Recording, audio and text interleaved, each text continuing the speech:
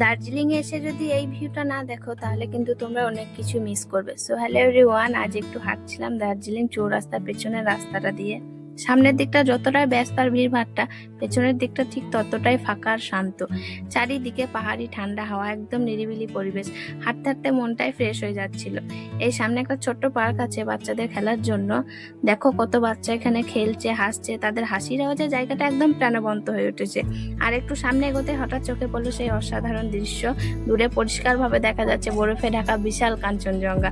সত্যি এই ভিউটা ভাষায় বলে বোঝানো যায় না, মনে হচ্ছে আকাশ আর পাহাড় একসাথে মিশে গেছে। এই কারণেই দার্জিলিং এত স্পেশাল।